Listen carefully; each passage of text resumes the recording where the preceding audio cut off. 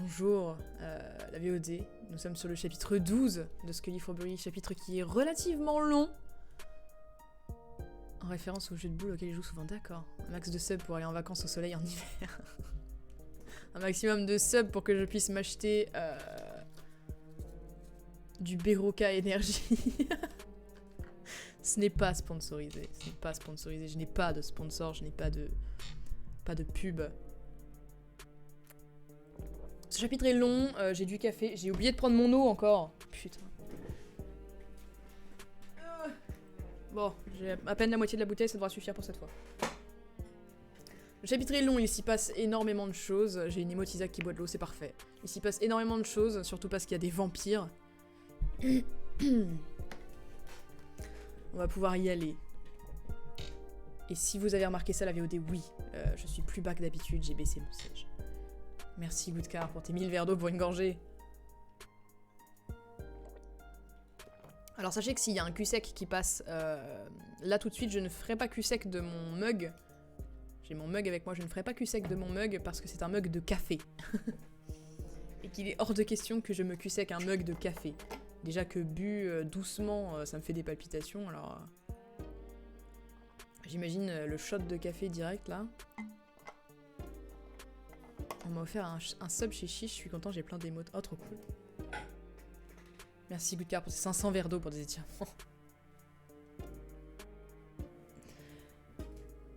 Faudrait que je me motive à reprendre... Comment ça s'appelle? Ring Fit. J'ai juste regardé la boîte, je suis un connard. Ok, on va se mettre à la lecture parce que la VOD est lancée et les pauvres... ça fait 5 minutes qu'on digresse. Oh, magnifique, Roscoe. Ok. Chapitre 12. Vampire. Scully claqua des doigts et aussitôt des bougies s'enflammèrent dans toute la salle. Il y avait là des piles de livres, des objets en tout genre, des statues, des tableaux et des sculptures sur bois, et même dans un coin, une armure. Tout ça a un rapport avec le sceptre ? Demanda Stéphanie dans un murmure. Tout ça a un rapport avec les anciens, répondit Scully. Il y a donc forcément quelque chose qui concerne le sceptre dans tout ce bric-à-brac. Mais franchement, je ne pensais pas trouver un tel fatras. C'est cool les digressions, oui, je suis tout à fait d'accord.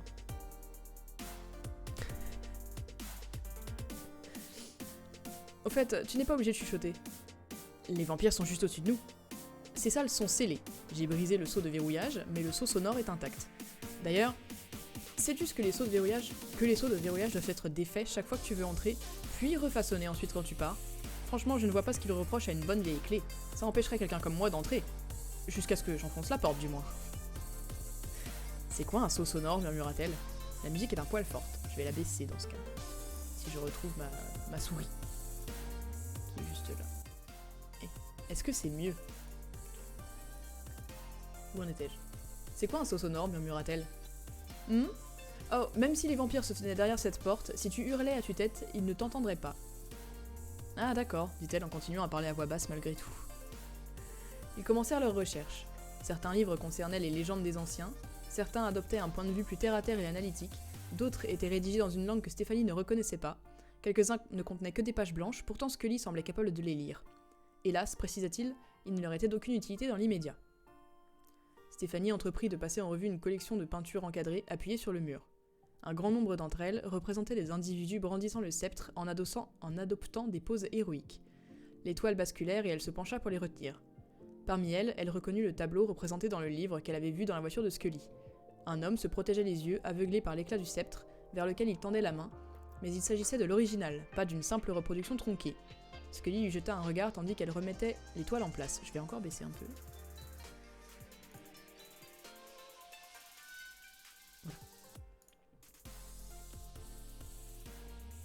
Elle s'approcha ensuite de l'armure et remarqua le bouclier et l'ours gravés sur la cuirasse. « Des armoiries familiales » demanda-t-elle. « Pardon » fit Scully en levant la tête. « Oh, oui. Comme nous ne pouvons pas conserver de nom de famille, ces armoiries servent de lien avec nos ancêtres. »« Vous avez des armoiries, vous » Il hésita. « J'en avais, mais plus maintenant. » Elle se retourna vers lui. « Pourquoi ?»« Je les ai abandonnées. »« Pourquoi ?»« Tu poses beaucoup trop de questions. » Quand j'étais petite, je voulais devenir détective, comme vous. Il regarda la jeune fille et vit qu'elle souriait. Alors il rit. Je crois que toi et moi sommes nés sous le signe de Caïn. De quoi vous parlez? Rien, tu comprendras plus tard. Le fait est que 5 livres plus tard, je n'ai toujours pas compris personnellement.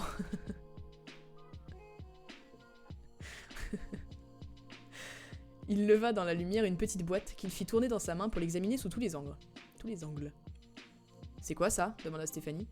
Un casse-tête. Vous jouerez à ça un autre jour. Le but d'un casse-tête, son idiosyncrasie, c'est d'être résolu. Son idiot quoi?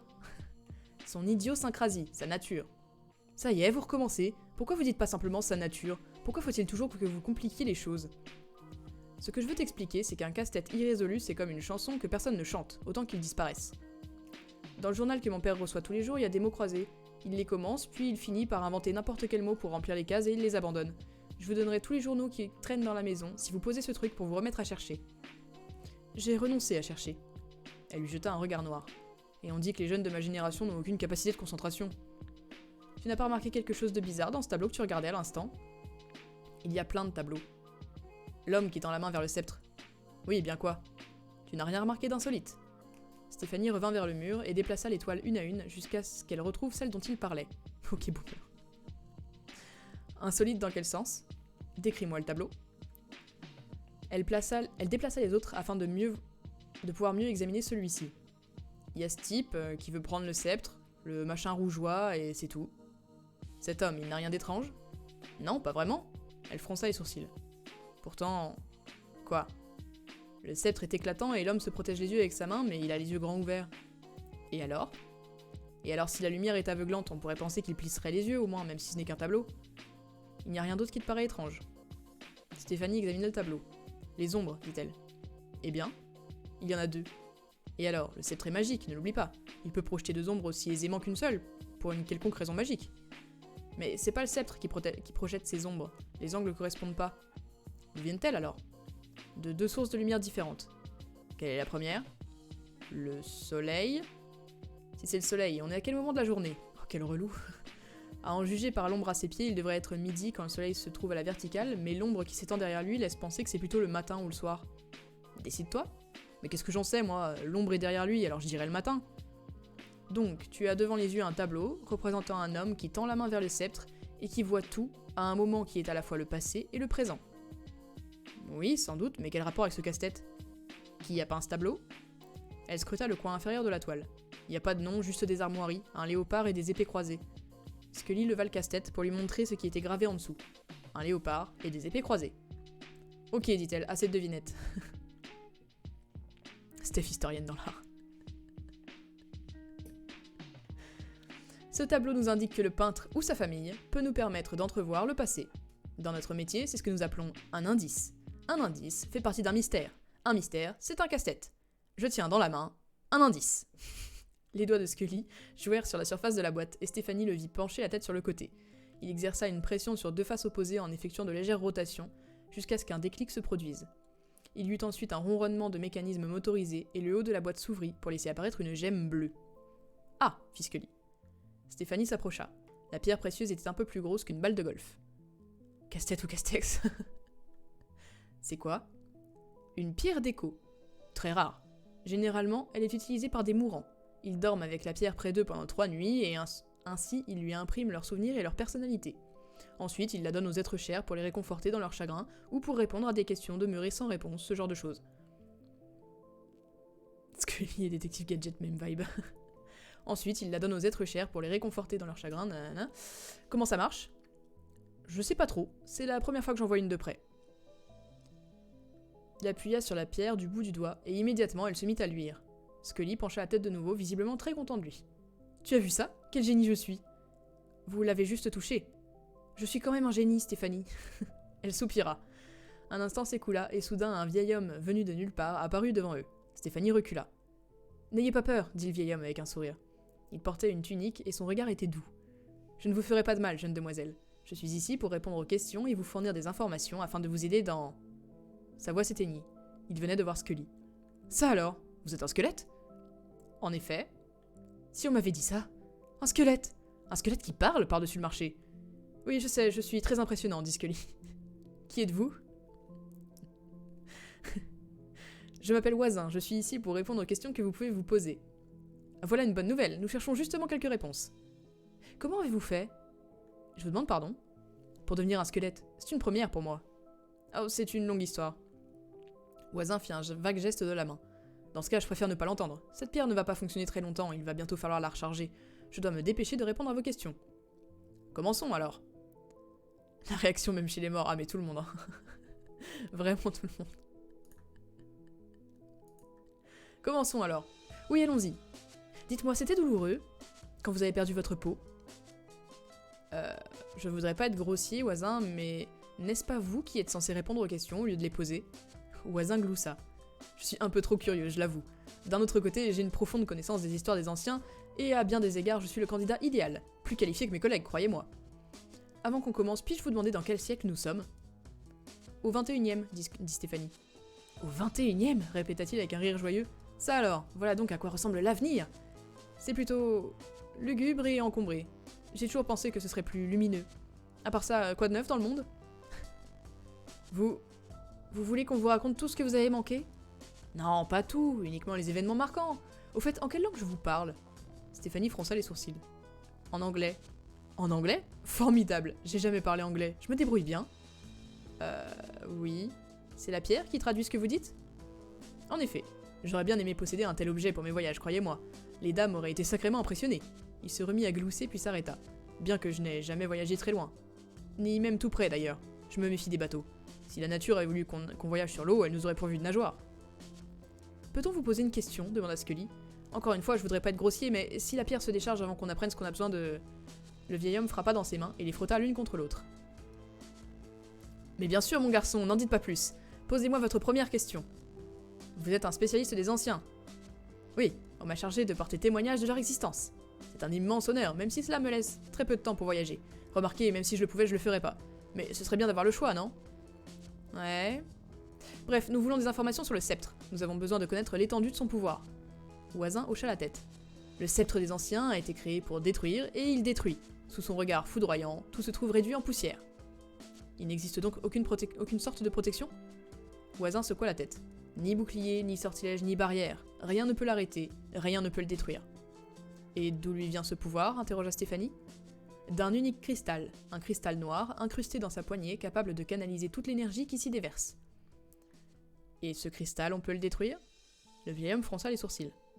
Je me suis posé la question, à vrai dire. J'en sais plus sur le sceptre que n'importe qui depuis l'époque des anciens, et assurément, beaucoup plus que n'importe lequel de mes collègues. Même s'il n'existe aucune manifestation de sa faiblesse, nous possédons des traductions de textes laissant entendre que le cristal peut être détruit de l'intérieur. Comment? Demanda Stéphanie. Je sais pas trop. Scully intervint.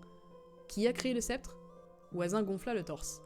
Le sceptre a été créé par les anciens comme une arme destinée à combattre leurs dieux. Pendant 1 an, ils ont travaillé dur, à l'abri des regards dans l'obscurité, afin que les dieux ne voient pas ce qu'ils fabriquaient. Son torse se dégonfla et il sourit. C'est une citation mot pour mot qui provient d'un des premiers textes que nous avons découverts. Et c'est moi qui l'ai découvert. Les autres étaient jaloux. Voilà sans doute pourquoi ils ne voulaient pas que je réponde à vos questions. Stéphanie plissa le front. Vous ne devriez pas être ici? Nous avons voté. J'ai voté pour moi, j'ai été le seul. Ils sont jaloux, voilà tout. Ils ont dit que je perdais du temps, que je parlais trop. Alors j'ai volé la pierre et je suis parti quelques jours pour lui imprimer ma conscience. Eux, ils ne peuvent rien y imprimer, voyez-vous. Et me voici. Il rayonnait littéralement, puis tout son corps sembla s'effacer. Il devint transparent, et son sourire éclatant disparut. Ah, il ne reste plus beaucoup de temps, commenta-t-il. Si vous avez d'autres questions... Qui a créé le cristal? S'empressa de demander Scully. Si vous me permettez de citer un passage du texte que j'ai découvert, les sans-visages créèrent le cristal, et celui-ci chantait aux oreilles des sans-visages lorsqu'un ennemi approchait. Mais quand les anciens approchèrent, le cristal resta muet. Il ne chanta pas pour les sans-visages, et les sans-visages ignorèrent qu'on l'avait subtilisé. Il y avait donc un point faible dans leur système de sécurité, conclut Stéphanie. On dirait, confirma Voisin avec un hochement de tête. Son image faiblit encore, il leva la main et regarda à travers.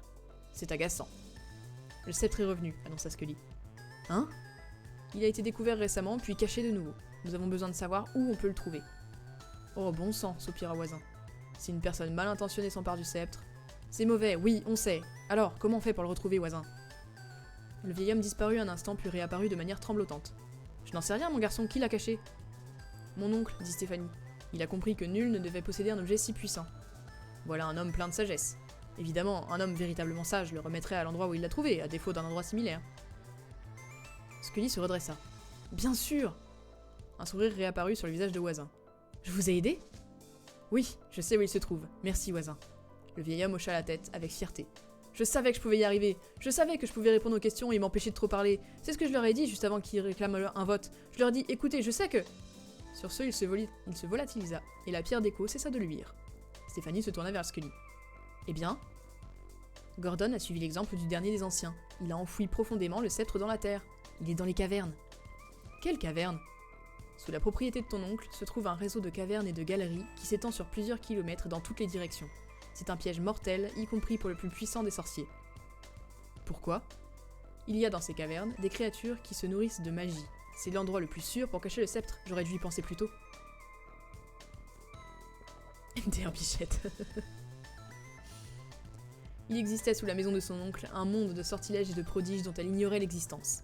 Petit à petit, Stéphanie découvrait qu'elle avait grandi tout près de la magie. Si seulement elle avait su ouvrir les yeux, quelle sensation étrange. Que lui avait dit Scully déjà avant qu'il pénètre dans le sanctuaire? Tu ferais bien de t'habituer à ce genre de surprise. Scully referma la main sur le casse-tête, et le couvercle glissa, dissimulant à nouveau la pierre d'écho. Peut-être qu'Oisin possède d'autres renseignements, suggéra Stéphanie. Combien de temps faut-il pour recharger la pierre? Environ 1 an. Ah. Bon, ça fait peut-être un peu long. Pourtant, qui sait quelle aide il pourrait apporter aux gens? Je suis sûre que son savoir n'aurait pas de prix pour tous ceux qui s'intéressent à l'histoire, par exemple. Il ne faut dire à personne qu'on est venu ici. Vous pourriez le dire à Ideus, je parie qu'il vous pardonnerait cette petite intrusion si vous lui racontiez ce qu'on a découvert. Non, ça m'étonnerait. Il s'agit de son caveau de famille, un lieu sacré, notre présence ici est inexcusable. Quoi? Vous disiez que c'était juste une sorte de débarras, vous avez jamais parlé d'un endroit sacré? Tu comprends maintenant pourquoi j'ai du mal à garder des amis. Scully reposa le casse-tête là où il l'avait trouvé. Stéphanie le foudroyait du regard. Est-ce un manque de respect? Demanda-t-elle. Comme danser sur une tombe? C'est un peu plus grave, avoua-t-il. C'est plutôt comme creuser la tombe, sortir le corps et lui faire les poches avant de danser sur l'ensemble. Un peu plus irrespectueux. Oui, en effet, dit-elle tandis qu'il s'éloignait. Je comprends pourquoi vous avez du mal à garder des amis. Scully fit un geste, et toutes les bougies de la salle s'éteignirent. Ils se retrouvèrent plongés dans les ténèbres. Stéphanie ouvrit la porte et risqua un coup d'œil dehors. Le long couloir était silencieux et désert.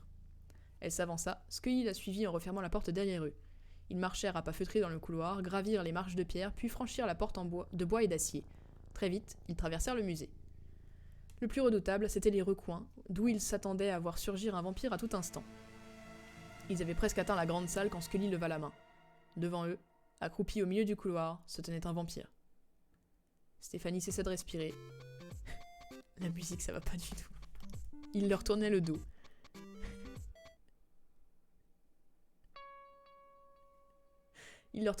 Aussi reculèrent-ils en prenant soin de ne pas faire de bruit. Au moment où ils se retournaient, Stéphanie remarqua quelque chose du coin de l'œil. Elle agrippa le bras de Scully. Le second vampire approchait, arrivant dans l'autre sens. Il se glissa derrière un pilier en marbre, pris au piège.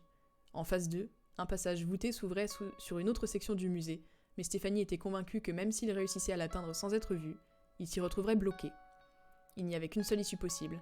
Elle se trouvait dans la grande salle, là où était le harnais, mais leur chance de l'atteindre sans se faire déchiqueter devenait de plus en plus mince à chaque seconde. Scully possédait ses pouvoirs et son revolver, mais elle savait qu'il doutait de ses chances de repousser une de ces créatures, et à plus forte raison les deux. Il se retourna vers elle, la main levée. Son index pointa sur Stéphanie, puis sur le sol. Cela signifiait « reste ici ». Il pointa le même doigt sur lui, puis sur le passage voûté. « J'y vais ». Les yeux écarquillés, Stéphanie secoua la tête, mais Scully posa le doigt sur sa bouche, contre ses dents plus exactement. Non, elle ne voulait pas accepter ça, mais elle savait qu'elle n'avait pas le choix. Scully sortit son arme de sa poche et la lui tendit. Il hocha la tête, et dans l'instant qui suivit, il s'élança et fonça vers l'arche. Le vampire qui approchait par derrière le vit et se mit à courir lui aussi. Son congénère, accroupi devant, se retourna et bondit. Stéphanie se jeta en arrière au moment où il passait à toute allure devant la colonne et fonçait sous l'arche pour participer à la chasse à l'intrus. Le revolver était étonnamment lourd dans sa main, alors qu'elle sortait de sa cachette à petits pas. Merci Goodcard de me faire me redresser. Avant de se précipiter vers la grande salle. Ses pas résonnaient bruyamment dans les couloirs sombres, mais elle s'en fichait. Une seule pensée l'obsédait, sortir d'ici. Elle négociait les virages sur les chapeaux de roue, sachant que la menace se trouvait derrière elle, et chaque fois qu'elle franchissait un coin, elle s'autorisait à jeter un coup d'œil par-dessus son épaule. Couloir vide, elle n'était pas poursuivie. Pour l'instant. Elle approchait de la grande salle, encore quelques tournants et elle y serait. Elle glissa le revolver à l'intérieur de son manteau, elle aurait besoin de ses 2 mains pour sangler le harnais. Alors qu'elle tournait au coin suivant, elle s'arrêta en dérapage. Non, non, ce n'était pas possible. Hébétée, elle leva les yeux vers le mur vide qui se dressait devant elle. Ce n'était pas possible, ce mur n'aurait pas dû être là. Elle s'était trompée de chemin. Elle avait tourné au mauvais endroit dans cette stupide galerie, et maintenant elle ne savait plus où elle était perdue. Elle tourna le dos au cul-de-sac, elle avait envie de hurler sa frustration. Sans cesser de courir, elle rebroussa chemin en examinant chaque arche, chaque couloir devant laquelle elle passait, à la recherche d'un détail qu'elle reconnaîtrait, mais dans la pénombre tout se ressemblait. Pourquoi n'y avait-il pas de pancarte? Où étaient les pancartes? Elle avisa une intersection droit devant. Était-ce la bonne? Elle essaya de se remémorer le trajet entre la grande salle et la porte en fer, et de l'inverser mentalement. Avait-il tourné à une intersection? Elle se maudissait de ne pas avoir prêté attention. Elle se maudissait de s'être contentée de suivre Scully. Ils avaient dû venir de là. Tout derrière elle semblait mener à un cul-de-sac. Ils étaient donc forcément venus de là. Elle n'était plus qu'à une dizaine de pas de l'intersection quand le vampire émergea d'un petit couloir droit devant. Il la vit immédiatement. Elle n'eut même pas le temps de se baisser. L'intersection était à 10 mètres, le vampire à une trentaine de mètres, de l'autre côté. Impossible de faire demi-tour, elle se retrouverait coincée. Elle était obligée d'avancer, elle n'avait pas le choix. Elle s'élança, le vampire démarra aussitôt.